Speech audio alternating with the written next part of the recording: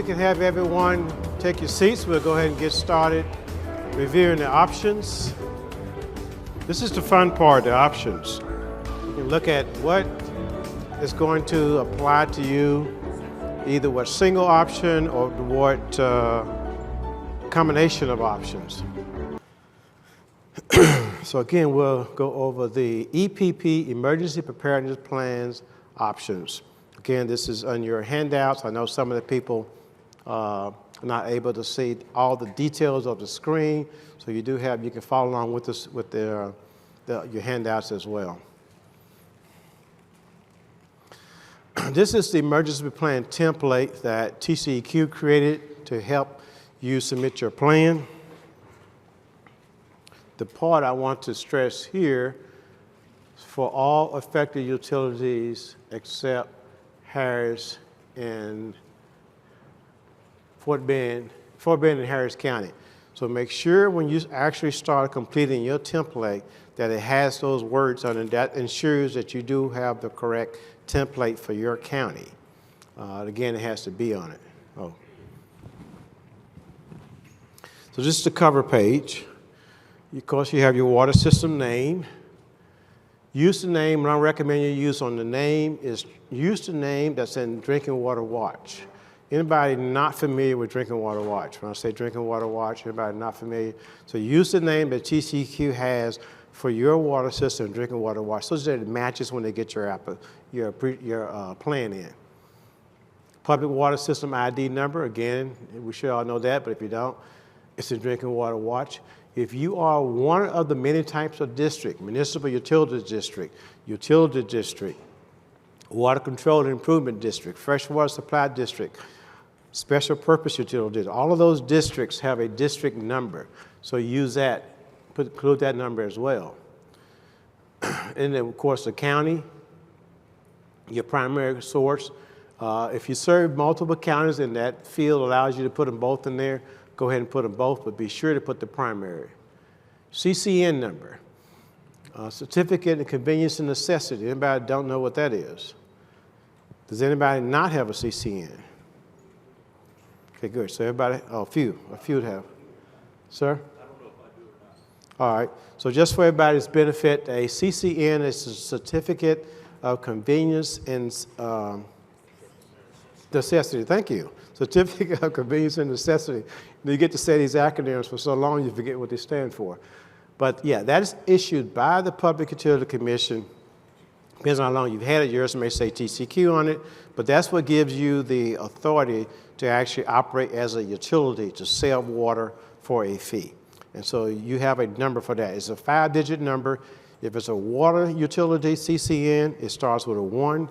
If it's a sewer utility CCN, it starts with a 2. So in a lot of cases, y'all are going to have both. Who's the owner of the system? And then who's the preparer? This is the person that's very important that TCEQ can reach out to if they have a question about your emergency response plan, preparedness plan.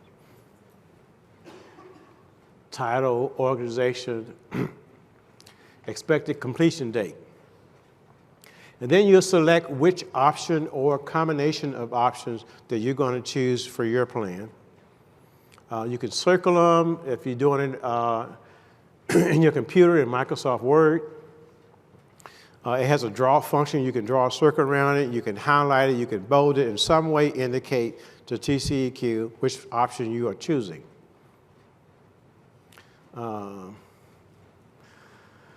And then a short explanation is a small field right here, short explanation of what the purpose is. I'm submitting my emergency preparedness plan in compliance with Senate Bill 3, something very short. And then, of course, signature, title, and date. The updates will occur only after you have received an approved plan from TCEQ. Then, if for some reason you change it, say you choose one option, and then later on you decided to go with a different option, or you're going to change something else in your plan. You're going to add 2 generators instead of 1. Any change to your plan, you would still do an update and resubmit that to TCEQ. But for your first submission, you won't have any information there. All right, options 1 through 7. So option 1 is a permanently installed auxiliary generator.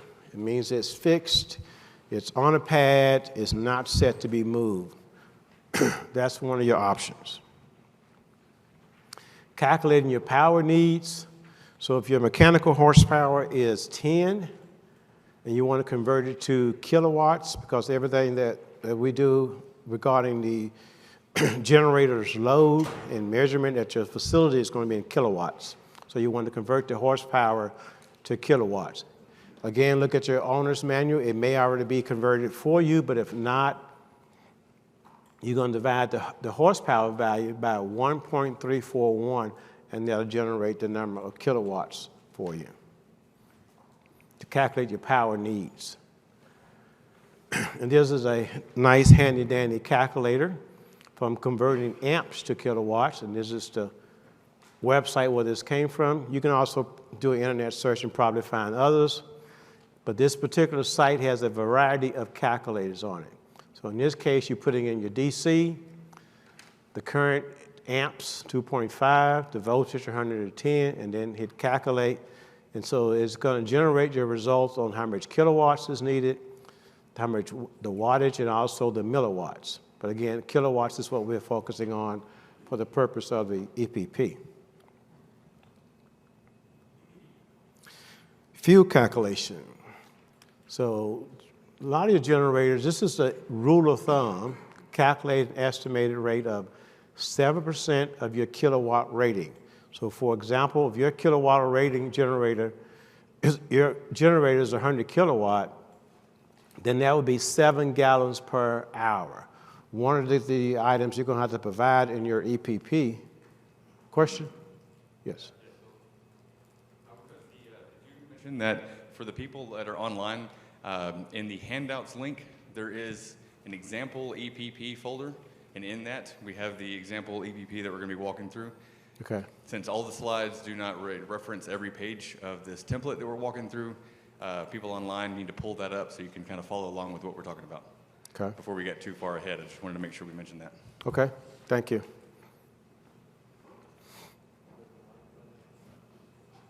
Question? Just a little warning, I ran these traps myself a while back and said, okay, we need a 150 kW generator, went to my engineer, showed him what I'd put together, and he says, yeah, but you're ignoring the startup load, and you need to factor in some additional power because startup loads will bite you. And it was like 25 or 35% more. So everybody catch what he was saying is that there's some other, like I said, this is a general guide, and yes, it's going to be very specific changes for your particular generator. Again, number one, consult with your owner's manual, or if you don't have the owner's manual, most manufacturers these days have it available on their internet site. So again, this is a general guide, but yeah, you want to use specifically what's going to be used for your particular generator, because in your emergency preparedness plan, one of the metrics you have to provide is how many days of fuel you have for that generator based on the amount of fuel storage you have. So some people are going to have just the storage in the generator itself.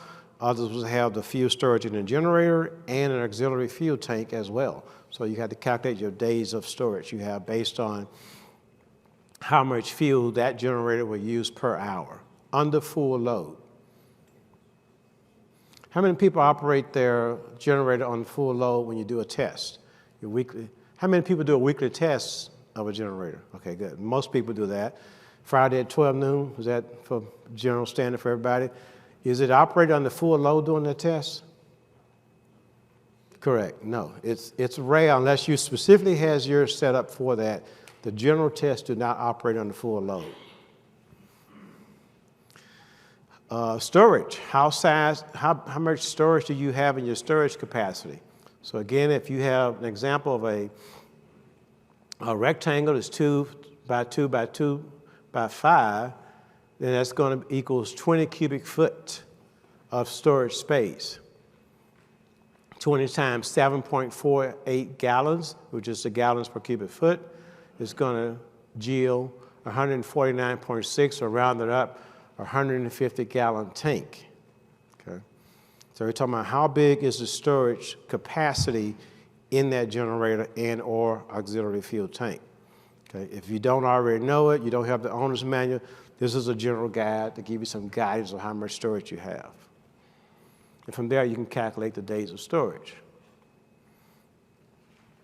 Option 2, so this is for sharing an auxiliary generator capacity for one or more affected utilities. So in this case, option 2A, your water system is going to rely on your provider during an extended power outage. So I actually have this case. I serve on a board of a mud district in just north of Harris County, or northern Harris County. And we don't have a well, we don't have distribution, we're distribution line, but no pumps, no treatment, any of that. We get 100% of our water from a neighboring district. In our case, what we decided to do, this was many years ago, but we decided to partner with them and share in the cost of purchasing a generator and also an auxiliary fuel tank to provide water. By the way, during Erie, we did not lose water, didn't lose pressure or anything because of that. So we kind of thought ahead of it. But we're going to do option 2A. We're going to rely 100% on them to provide our water. And then we modified our contract because of that sharing of the generator capacity that they have to provide water service to us during an emergency. So that's in the actual contract. So if you're in that situation where you don't have production capacity, you don't have treatment capacity, storage capacity, you just get 100% of your water supply from a neighboring utility, then 2A could be an option for you to consider.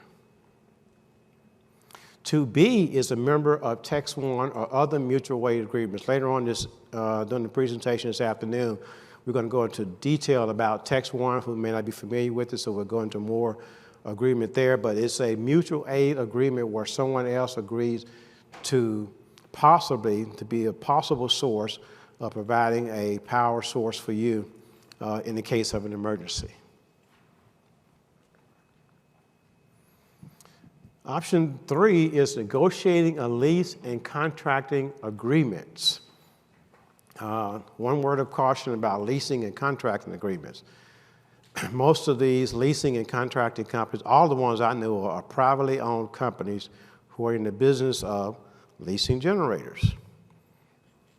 And what we have experienced in the past with other emergency situations where they may have 200 leases, but 100 generators. So when the situation actually manifests, this Winter Storm Uri shows up, they just don't have enough generators for everybody. It's just first come, first served basis. So if you're going to choose that as an option, again, with the focus being mission accomplishment, providing water to our customers 24/7, regardless of the weather circumstances, then you want to make sure that you're going to be one of the ones that actually get the generator when it's time for it.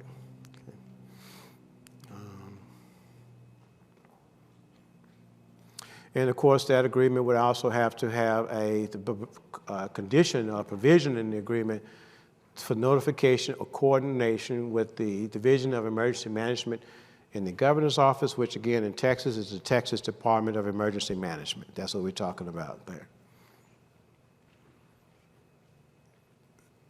You'd also, on option 3B, you could have a mutual aid agreement with other water providers.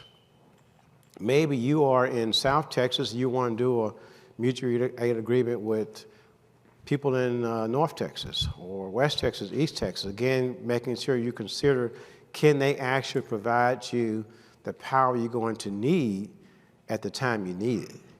Again, a lesson learned from Winter Storm Uri is that people couldn't travel. The roads were not safe to travel. And so even though you might have had that agreement, they just couldn't fulfill it. It was impossible to fulfill. But that is an option if you can work it out in a way where it's going to satisfy your power needs during an emergency. Someone asked this, I think either during the break or right before the break. Use of portable generators.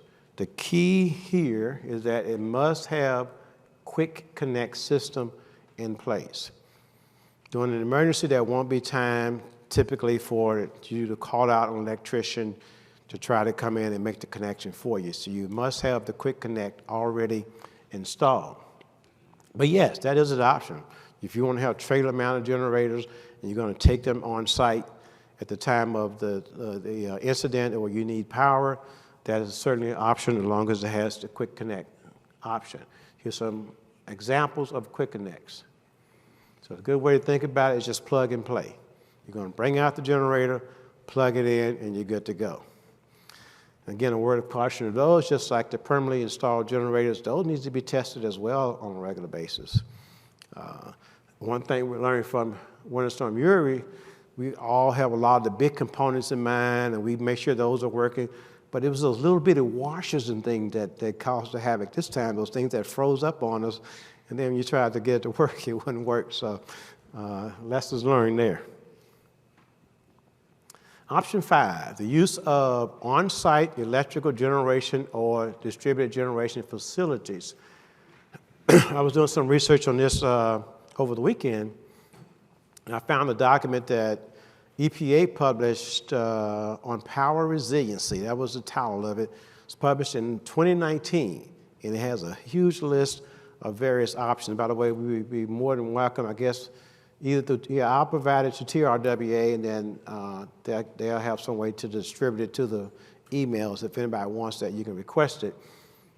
But it has some several power generation options in it on site, like solar panels, wind turbines, generation, microgrids, and others. All options for you to provide your on-site generation. So again, you're not dependent upon the electrical grid. Hardening the electrical transmission and distribution system serving the water system. A good example is that if you can work with your transmission distribution utility and have them bury your electrical feed, if you're doing electrical feed so it's not subject to the freeze and so forth. If it's natural gas and those things, there's ways to harden it. A lot of that's going to be subject to, though, the corporation of the transmission distribution utility, because they're the ones that own the actual facility. And then we talked about this one earlier, a small right-angle drive. Of course, if you use option 7, it would have to be combined with some other option, because that would only run your well. And this, for this option, it has to already be in place. You can't go out and install it today. It has to be in place as right now and approved by TCEQ already.